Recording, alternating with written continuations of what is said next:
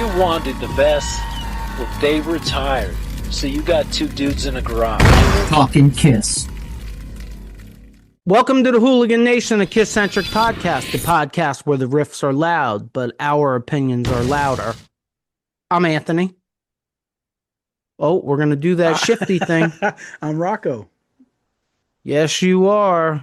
You are him. You're Rocco with Tourette's or something. Hey, easy with that back over there, buddy. Yeah, you're right. Actually, it doesn't feel that bad. What's up, hooligans? What's up, hooligans?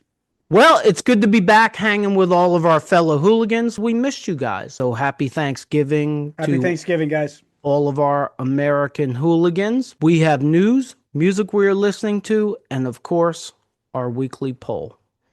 But first, last episode recap. The hooligans take Las Vegas. Do you have anything you'd like to add, Father Rocco? I think if you've been watching a lot of episodes, you know that I was anxiously anticipating going for months, and it did not disappoint. It was something I'll never forget. One of my favorite vacations all time. It was something that, as a huge KISS fan who enjoys the brotherhood of the whole thing and the whole KISS Army, if you've never experienced it, I'd love every KISS fan to be able to experience what we did, because it was wild. I mean, they own that casino, decorated all up in KISS. The music everywhere you went was a KISS song, and you know what the other part about it was kind of wild. I don't think I heard the same song twice. Yeah, we talked about this, I wild. think, in last week's episode, which is very true. But I do not remember hearing the same KISS song twice. And you're like me, you notice shit like that. Yes, I do. Which brings me to my one, like I have suggestions, I have complaints, of course. Like any of you guys that have been watching us for a while knows that I can find anything to complain about, unfortunately. You all right? I had to clear my throat. Oh. You clear your throat with a Hooligan Nation drink container? Yep. Oh, good job. Good job. Marketing and Promotion 101. Just slide over to hooligannation.com and get them while they're hot. I know everybody would love a Hooligan Nation drink container, t-shirt, or hoodie, hat, or whatever else we got for sale for Christmas. They got coffee mugs, I think, too, right? No, I love my Hooligan Nation coffee mug. My coffee tastes so much better with it. I have more than one complaint, but the one complaint I will bring up is that there wasn't enough memorabilia. Like, I thought it was great that you had Eric Singer's piano that comes out for Beth. I thought it was great that you have the gargoyle from the old stage show. But if I remember correctly, that's really all they had. They had old, like, dressing room boxes there for each member. But that was all the way in the merch room. It's a good point. They could have, you know how like they did Paul Stanley's gallery? They could have did like a gallery with some like some of Gene's basses and Paul's guitars. Yeah, that would have been that would have been cool. Actually, you've done it again. That's an ingenious idea. Just instruments. Yeah. Would have been good. You know, have a room with not one of the huge signs, but one of the KISS signs that was used at a concert, and have instruments all around. Yeah, you could do that, or you could put up a KISS sign. I mean, I don't know how hard it is, but you could put up a KISS sign. Would be a perfect photo place with a lighted KISS sign. Oh yeah. If I was gonna vote, it would be the KISS sign from like Crazy Nights, the ginormous one. But yeah, I don't know where I do that. As usual, I got to go overboard. News. You got any news? Yeah, it's a little nugget. Oh, I love nuggets. Bringing out chicken? the nugget. Chicken nuggets. Hold on, I'll go get barbecue sauce. All right. So the news I have is Guns N' Roses announced 2 upcoming new songs in 2025. What we know so far In addition to announcing a massive 2026 tour this morning, November 24th, Guns N' Roses revealed the names of 2 upcoming new songs that will be out in 2025. I got the information on Loudwire. Guns will head back to Mexico and South America from a late March through April, and then we'll hit the road in Europe and North America between May and mid-September. We'll hear new music from them before then, though. At the end of their social media post, they tease that the songs Nothing and Atlas will be out December 2nd. Well, at least we don't have to wait long for it. True. That's one good thing. Just an FYI, I think it's August 1st. Guns N' Roses is playing Hershey Park. Oh, cool. I've seen something there before. So, I don't know. Have you ever seen Guns N' Roses live? Never seen them. Oh, yes, I did. Well, they were part of the Monsters of Rock, and they weren't that good that day. But okay. Well, they're much better now. nah, Axl had some issues that day. Oh, were they personal attitude issues? It was attitude issues. They usually are when they come up. Yeah. My news, expect tours from Megadeth, Guns N' Roses, Iron Maiden, AC/DC. The most interesting one, Leonard Skinner and Foreigner. And the only reason why I put Leonard Skinner and Foreigner in there is because neither band has any original members. Did you know that? I did not. Leonard Skinner, all the original band members are dead. And Foreigner has been now I saw Foreigner about 3-4 years ago, and they were great with Kelly Hansen on lead vocals. Kelly Hansen has retired and they've replaced him with someone else, but Foreigner doesn't appear as though they're going anywhere. And Leonard Skinner isn't going anywhere, I don't think, either. I think they may go on forever, which, by the way, I am not beating up in any way. Like, I think it's cool as long as you know what you know. Like, I think it's cool that the music goes on, that the show goes on, even without the original members. The only thing is, like, when I went to see Foreigner, I can't remember who they opened up for, but I knew that it's pretty much a tribute act. Right. And Leonard Skinner has been mostly this Leonard Skinner for so long. I don't really decipher between the two at this point, which I'm not sure if that's a bad thing or a good thing. Other artists touring, Motley Crue, and as of now, select dates from Bon Jovi, plus Metallica, and of course, Rush. Sounds like a busy 2026 for some people. Yeah, it's pretty cool. I mean, in a perfect world, well, I can tell you right now, I'm going to see Megadeth. I want AC/DC. Never seen them. Guns N' Roses, Iron Maiden.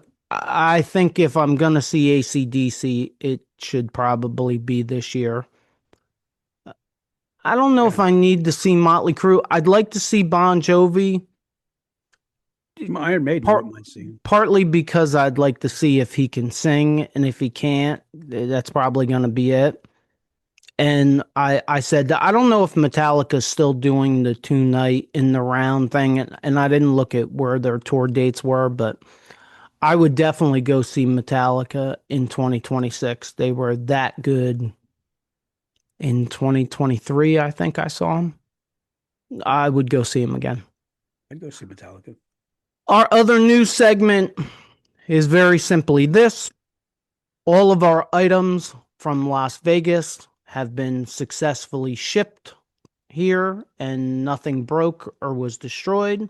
Our contest involving this extremely limited edition Ace Frehley Memorial Champagne Glass will be announced during our episode that will premiere Friday, December 5th.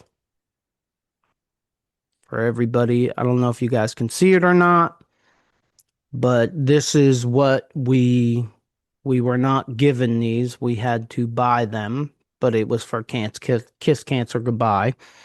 It has Ace Frehley's eye makeup on it, and it says from 1951 to 2025. So this is going to be our first contest, and it is going to run, hopefully, from Friday, December 5th until Monday, December 29th.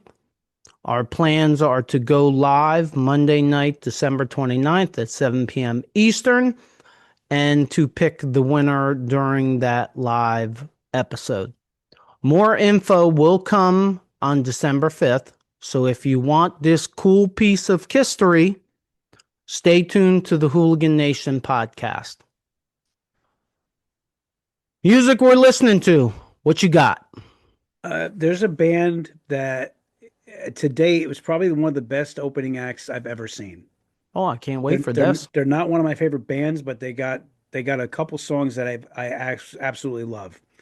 One song is Firewoman, another one is She Sells Sanctuary, and they do a killer version of Born to Be Wild also. The band is called The Cult, and I've been listening a lot to them. Great band. They were fantastic. I seen them. They warmed up for Metallica when I seen them. I can't remember the year, but I just remember it was one of the few opening acts. Like I was so pumped to see Metallica, but it was one of the few acts that I was like, not yet, for the headliner. They put on such a great show, and and I like a lot of their music, so that's what I've been listening to lately. Wow, when does anybody ever say that for the opening act? Right, they were that good. I've never seen The Cult, so that's interesting to me. Music I'm listening to, anything and everything that I can find with Todd Kerns and Red Devil Vortex That's an excellent with choice. Louis Kalil. I especially like the Red Devil Vortex song Psycho and the other song The Last Fight. Just in case you hooligans are wondering what the hell we're talking about, we saw the Handsome Devils on the Thursday night pre-party before the Kiss Cruise Landlocked event in Vegas. And the Handsome Devils were Louis Kalil on lead guitar. Fantastic. I said this in last week's episode. He is kind of to me, he's kind of the cross between Ace Frehley and Vinnie Vincent. He can rip. You'll be hearing from him. He just knows when to rip and when to go melodic. I really think that kid's got a bright future. Todd Kerns, who I think is Awesome. Oh my God, such a good front man in every way. Gabriel Connor and Joey Casada, that was the Handsome Devils. And I can tell you right now, if they play anywhere in the area, less than a 2-hour ride from where we're at, we're going. We're there, absolutely. Yep.